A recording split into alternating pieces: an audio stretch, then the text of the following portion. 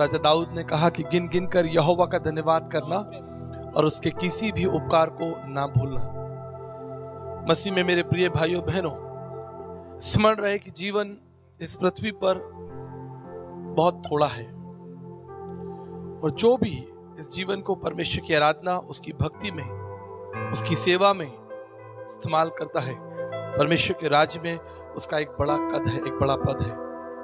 हम और आप इस संसार में सदा के लिए नहीं है, इस पृथ्वी पर सदा के लिए नहीं है, लेकिन यीशु मसीह ने कहा मैं जाता हूं और तुम्हारे लिए एक जगह तैयार करता हूं। आइए हम उस परमेश्वर का धन्यवाद करें और जो कुछ उसने आपके जीवन में भला किया है, जो भलाइयां आपने अपने जीवन में देखी हैं, उसके लिए परमेश्वर का धन्यवाद करें। आइए प्रार्थना में अपने सरों को झुकाएं, अपनी आंखों को बंद करें और यहोवा को स्मरण करें। जैसा राजा दाऊद कहता है, इस सारी पृथ्वी के लोगों यहोवा का जय जयकार करो, आनंद के साथ उसके निकट आओ,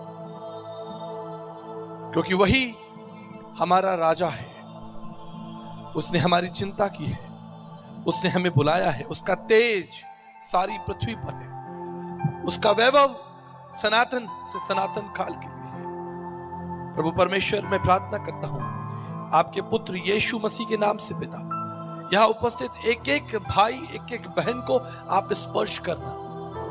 प्रभु जी, अगर किसी का हृदय टूटा है, प्रभु जी आपकी शांति हम मांग लेते हैं। प्रभु जी, हम धन्यवाद करते हैं विश्वास योग्य लोगों के लिए, क्योंकि आपका वचन कहता है कि धर्मी जन विश्वास से जीवित रहेगा। प्रभु जी, हम धन्यवाद करते हैं कि आपने पृथ्वी पर हमको जीवन दिया है, बहुत सी सुख और सुविधाएं दी है प्रभु जी, जो शायद बहुतों के पास नहीं है। हम देख सकते हैं, हम चल सकते हैं, बोल सकते हैं। दाऊद कहता है गिन गिन कर उसका धन्यवाद करो। धन्यवाद प्रभु, सारी महिमा आपको देकर इस प्रार्थना को धन्यवाद और विश्वास के साथ आपके प्रिय पुत्र यीशु मसीह के नाम से मांगते हैं। सब कहें आमीन। अपने स्थानों पर बैठिए, परमेश्वर को महिमा देते हैं। ताली बजाकर परमेश्वर का स्वागत कीजिए। हालेलुया। मैं एक बार फिर से सारा आदर, सारी महिमा परमेश्वर को देता हूं, जो जीवन का और भलाइयों का स्रोत है और जो आपकी चिंता करता है। उसके पास आपके लिए एक सुंदर योजना है। इस समारोह की द्वितीय शाम है और मैं विश्वास करता हूं कि आज की शाम परमेश्वर आपसे बात करे, और विशेष रूप से जो इस शाम का, इस कार्यक्रम का संदर्भ है कि यीशु मसीह अच्छा चरवाहा है। मेरी प्रार्थना है और मेरा विश्वास है कि आप उस प्रभु यीशु मसीह को और निकटता से जाने, उसे पहचाने, ताकि आपके जीवन में वो जो रिक्त स्थान है, खाली स्थान है, वो भरा जाए और आप परमेश्वर के महान ऐश्वर्य और उसके प्रताप को देखें। मेरे प्रियो, मैं आपको बताना चाहता हूं, जब परमेश्वर ने संसार को बनाया, संसार में जो जो चीजें परमेश्वर ने बनाई, वो आपको स्मरण रख के आपके लिए बनाई, और अंत में परमेश्वर ने आपको बनाया। बाइबल कहती है कि वो परमेश्वर हमसे प्रेम करता है। हमने कल बीते शाम इस पर चर्चा की थी। वो परमेश्वर आपसे इसलिए प्रेम करता है क्योंकि आप परमेश्वर की समानता में हैं। इस संसार में बहुत से पशु पक्षी, जीव जंतु, रेंगने वाले, आकाश में उड़ने वाले पक्षी हैं, लेकिन किसी के पास परमेश्वर की समानता नहीं है। That is the only reason that you carry God's image. आप परमेश्वर की समानता में और परमेश्वर के लिए बनाए गए हैं। मेरी एक बात याद रखिएगा, संसार में जो कुछ बनाया गया वो आपके लिए बनाया गया, लेकिन आप परमेश्वर के लिए बनाए गए हैं। संसार में जो कुछ आप देखते हैं वो सब कुछ आपके लिए बनाया गया, लेकिन आप परमेश्वर के लिए बनाए गए हैं। आप परमेश्वर की सबसे सुंदर कृति है, सबसे सुंदर योजना है। इसलिए वो परमेश्वर प्रत्येक दिन आपको एक अवसर देगा, एक मौका देगा कि आप उस परमेश्वर को जानें। एक बड़ा सवाल मैं आपके सामने रखना चाहता हूं, परमेश्वर ने आपको क्यों बनाया? What is the ultimate reason that God created you? परमेश्वर ने आपको ये आकार, ये स्वरूप, ये रचना क्यों दी? आप जानते हैं, जैसा मैंने कल भी बताया था, कुछ नए लोग होंगे तो मैं इस बात को रिपीट करना चाहता हूं। आप अपने बच्चों से प्रेम करते हैं, आप अपने बच्चों की चिंता करते हैं, उसके पीछे एक ही कारण है क्योंकि वो बच्चे आपकी समानता में हैं। जब आपके पड़ोसी, आपके रिश्तेदार, आपके पहचान वाले बच्चे, लोग आपके बच्चों को देखेंगे, लोग कहेंगे कि ये तो बिल्कुल आपके समानता में है, ये तो आपके जैसा है। That gives you pride, that gives you honor। मुझे बड़ा अच्छा लगता है जब लोग कहते हैं कि आचार्य जी आपकी बेटियां बिल्कुल आपकी तरह लगती हैं, इनकी बातचीत करने का तरीका देखिए, इनके उठने बैठने का तरीका देखिए, इनके खाने पीने का तरीका देखिए, ये बिल्कुल आपके ऊपर गई हैं। That really gives me a pride and honor। परमेश्वर ने आपको क्यों बनाया है? उस परमेश्वर ने अपने आप को आप में अपना प्रकट, एक प्रकाशमान, ताकि जब ये संसार आपको देखे, लोग आपको देखें, स्वर्गदूत आपको देखें, वो कह सकें कि देखो ये परमेश्वर की समानता में है।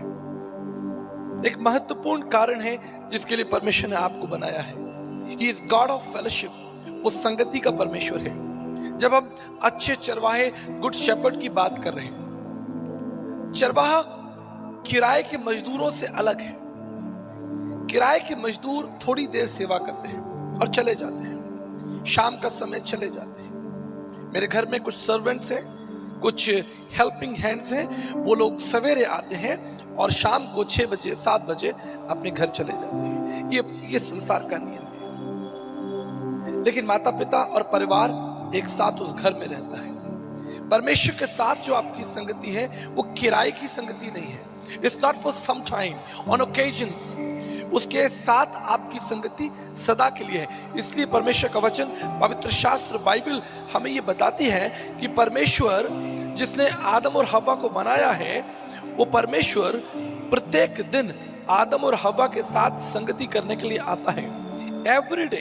परमेश्वर का वचन, पवित्र शास्त्र बाइबल, उत्पत्ति उसके 3 अध्याय और 8 पद के अनुसार लिखा है कि सांझ के समय में यहोवा परमेश्वर आदम और हव्वा के साथ संगति करने आता है।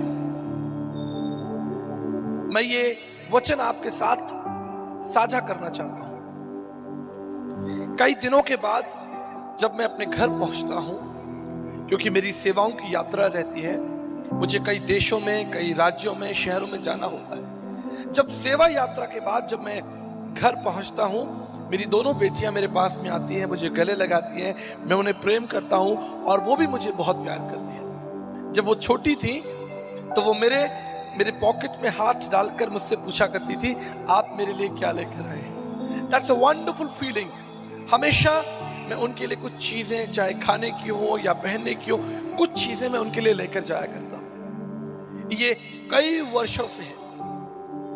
मैं विश्वास करता हूं कि अदन की वाटिका में जब परमेश्वर आदम और हव्वा के साथ संगति करता होगा और परमेश्वर उस आदम और हव्वा के साथ बातचीत करता होगा, ये कितना सुंदर चित्र होगा कि सृष्टिकर्ता परमेश्वर अपनी सृष्टि के साथ बातचीत कर रहा है, बैठा है और उनके साथ भविष्य को साझा कर रहा है। Is God of fellowship. Bible कहती है कि प्रत्येक शाम को यहोवा परमेश्वर, the God who created heavens and earth, वो परमेश्वर जिसने संसार को बनाया है, वो आदम और हव्वा के साथ संगति करने में रुचि रखता है। मेरे प्रियो, मैं आपको बताना चाहता हूं, आज भी वही परमेश्वर आपके साथ संगति करने में रुचि रखता है। ऐसा नहीं कि उस परमेश्वर ने आपको बनाया और बनाकर भूल गया, ऐसा नहीं। उसके मन की जो प्रथम इच्छा है वो ये है कि वो आपके साथ संगति करे। मुझे याद है जब मेरी उम्र लगभग 6-7 साल रही होगी, कलकत्ता के बड़े बाजार में मैं अपने परिवार के साथ था और मुझे आज तक याद है कि मैं खो गया। I was lost. बड़ी भीड़ थी बाजार में, बहुत भीड़ थी, एंड आई वॉज लॉस्ट। मैं खो गया। मैं दाहिने देखता हूँ, बाहिने देखता हूँ, अपने माता पिता को देखता हूँ, अपने परिवार के लोगों को देखता हूँ, and I am not able to find them. मैं उन्हें नहीं देख पाता हूँ। बहुत से अजनबी लोग आसपास हैं, लेकिन उन अजनबियों को देखकर मेरे हृदय में कोई शांति नहीं है, कोई भरोसा नहीं है। लोग तो हैं लेकिन लोग अजनबी हैं, मैं उन्हें नहीं जानता। कुछ लोग मेरी तरफ देख रहे हैं और मुझसे कह रहे हैं कि आप खो गए हैं, आपके माता पिता कहाँ हैं, आप कैसे खो गए? उनके पास में भी कोई समाधान नहीं है और मेरे पास में भी कोई समाधान नहीं है। मुझे आज तक वो शाम याद है, मैं खड़ा होकर रो रहा था, अपने पिता को पुकार रहा था, अपनी मां को पुकार रहा था। तभी मैंने एक अद्भुत दृश्य देखा, एक अद्भुत दृश्य कि ना केवल मैं अपने पिता को ढूंढ रहा हूं, लेकिन मेरे पिताजी भी मुझे ढूंढ रहे हैं। ये खोज, ये संगति एक तरफा नहीं है, एक तरफा नहीं है। मेरे पिताजी भी मुझे ढूंढ रहे हैं। और आप जानते हैं, जैसे ही मेरी नजर मेरे पिताजी पर पड़ी, the first thing I experience, जो पहली चीज मैंने अपने हृदय में अनुभव की, वो ये था कि वो जो डर था वो मेरे हृदय से चला गया। The fear has gone. मैंने अपने पिताजी को देखा और मेरे अंदर एक भरोसा आ गया, एक आनंद आ गया, एक खुशी आ गई कि मेरे पिताजी को मैंने पा लिया है।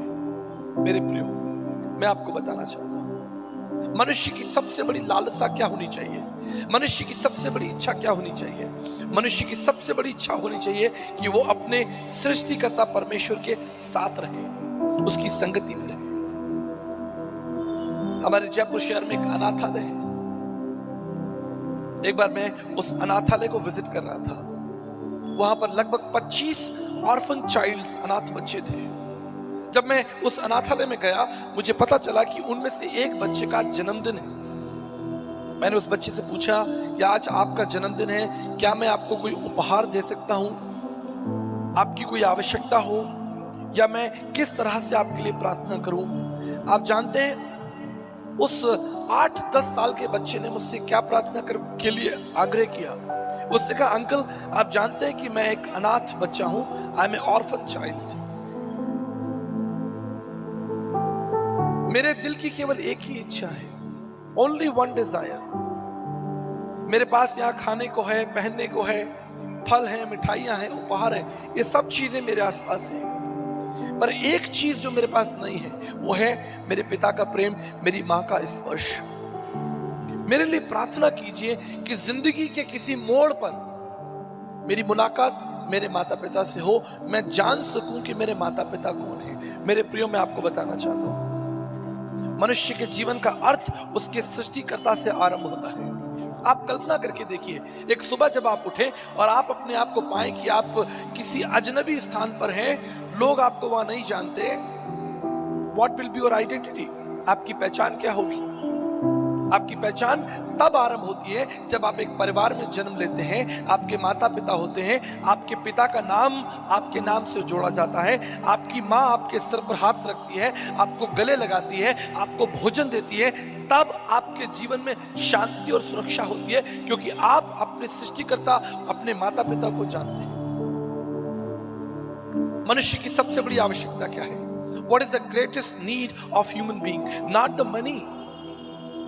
पैसा नहीं है, सामर्थ्य नहीं है, योग्यताएं नहीं है, पद प्रतिष्ठाएं नहीं है, क्योंकि ये पद प्रतिष्ठाएं जो आपको समाज देगा वो आपसे वापस ले लिया जाएगा। जो कुछ संसार आपको देगा आपसे वापस ले लिया जाएगा।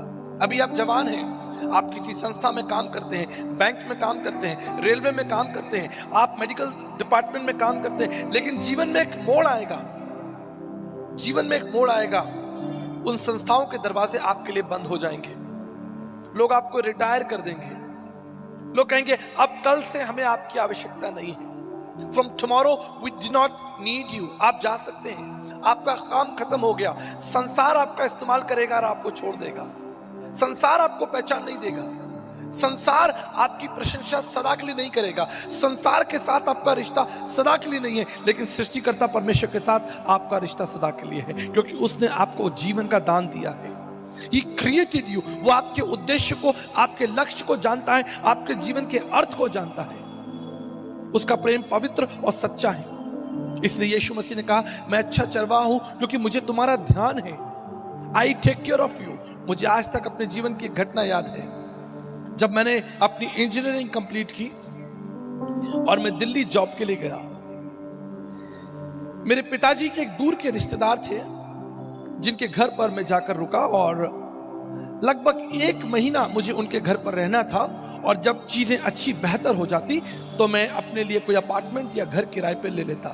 1 महीने का समय मेरे सामने था और मैं अपने पिताजी के दूर के रिश्तेदार के घर में रह रहा था। अभी तीसरा दिन था, it was only third day. उस परिवार की जो स्त्री थी, जो दूर की मेरी दादी जी लगती थी, दूर रिश्तेदार की दादी जी लगती थी, उन्होंने मेरे टेबल पर नाश्ता रखा। आप जानते हैं, उन्होंने मेरे लिए गिन कर 2 पराठे रखे।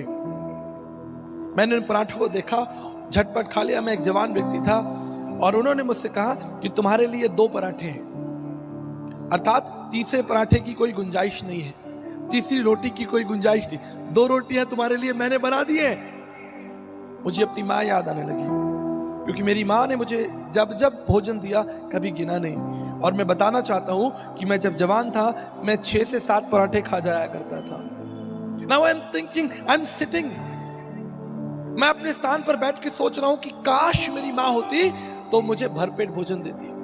मैं रात को थका हुआ आता और फ्रिज में ठंडा खाना रखा, जिससे मुझे खुद गर्म करके खाना है। मुझे इसकी आदत नहीं थी, क्योंकि मेरी उम्र बहुत कम थी उस समय, 17 या 18 साल की उम्र थी, 19 साल की उम्र थी।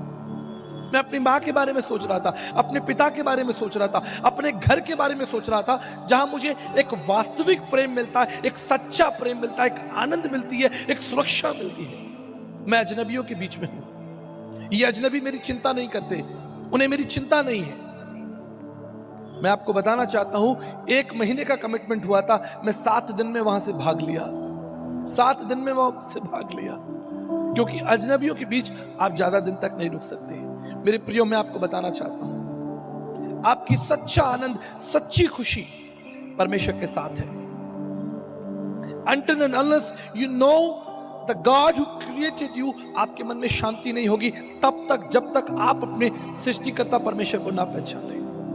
वो छोटा बच्चा कितनी सुंदर प्रार्थना निवेदन मेरे सामने रखता है, कहता है कि अंकल मेरे लिए प्रार्थना करो कि जीवन के किसी मोड़ पर मैं अपने सृष्टिकर्ता, अपने माता पिता को देख सकूं, उन्हें जान पाऊं। लगभग 6 महीने पहले मैं जयपुर से बैंगलोर फ्लाइट में था। मेरे बगल में एक जवान लड़का बैठा था और हम मार्ग में एक दूसरे से बात करने लगे।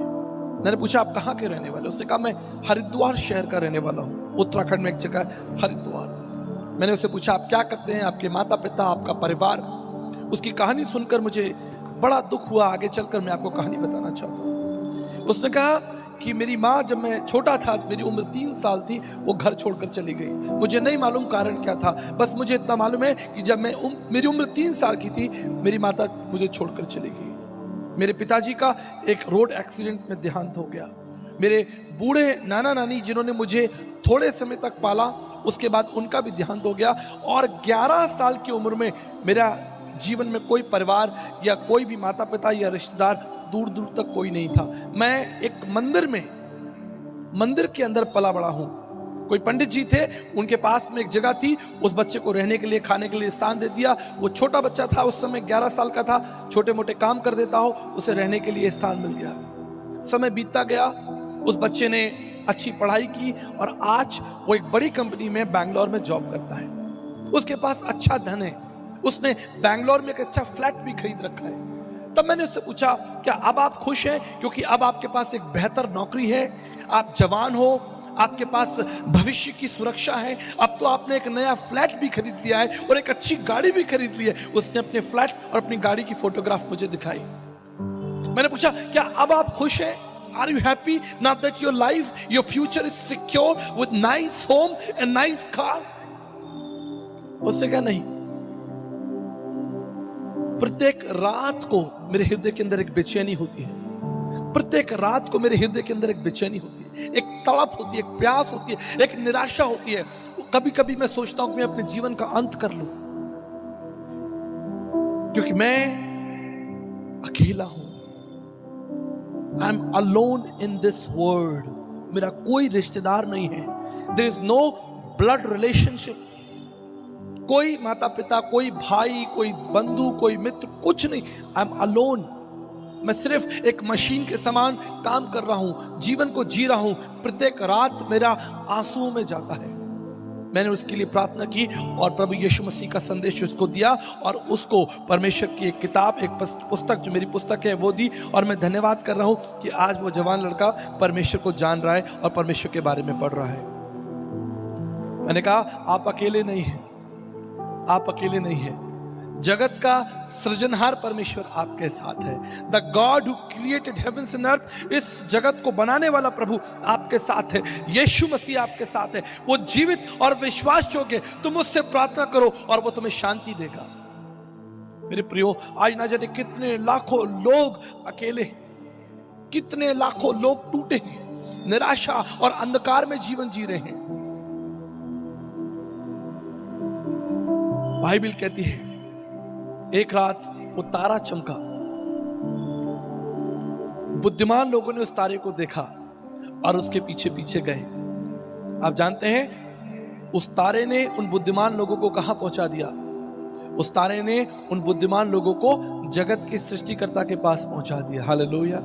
सृजनहार परमेश्वर के कदमों में वो विद्वान लोग सृजनहार परमेश्वर के कदमों में झुककर उसे दंडवत करने लगे। उन्हें चैन आ गया, उन्हें आराम आ गया। आज भी इस संसार की जो सबसे बड़ी आशा है वो प्रभु यीशु मसीह है। The biggest need of the human race, इस पूरी पृथ्वी में अगर मनुष्य की कोई सबसे बड़ी आवश्यकता है वो है परमेश्वर का पुत्र प्रभु यीशु मसीह, जिसने कहा कि मैं तुमसे प्रेम करता हूं, I am a good shepherd.